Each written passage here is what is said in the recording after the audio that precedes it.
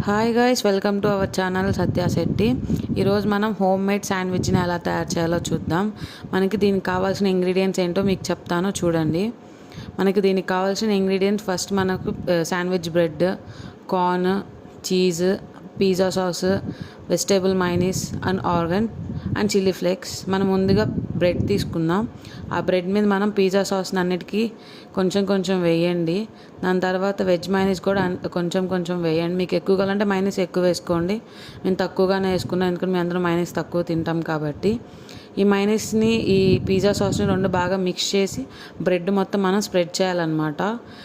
బ్రెడ్ని మొత్తం మనం స్ప్రెడ్ చేసేంత వరకు మనం ఉంచుకోవాలి.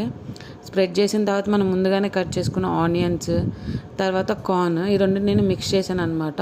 మీరు సపరేట్గానే వేయచ్చు, మిక్స్ అయిన చేయొచ్చు. ఈ రెండింటిని మనం అన్నిటి మీద మనకి సరిపోయేంత వరకు మీరు వేసుకోండి కన్సిస్టెన్సీ.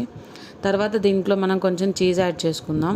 మేము అన్నీ తక్కువగానే యాడ్ చేసుకున్నాం చీజ్. మీకు కావాలంటే ఎక్కువైనా యాడ్ చేసుకోవచ్చు. మనం ముందుగానే ప్యాన్ పెట్టుకున్నాం. చీజ్ యాడ్ చేసుకున్న తర్వాత దీని మీద ఇలా బ్రెడ్ అనేది పెట్టండి. ప్యాన్ పెట్టుకున్న తర్వాత మనము బోత్ సైడ్స్ అనేది రోస్ట్ అవ్వాలి. దాన్ని సిమ్లో పెట్టుకొని రోస్ట్ చేయండి బాగా, బోత్ సైడ్స్. దాని మీద ఒక ప్లేట్ పెట్టామంటే ఆవిరికి అదంతా రోస్ట్ అవుతుంది పైన కింద బాగా.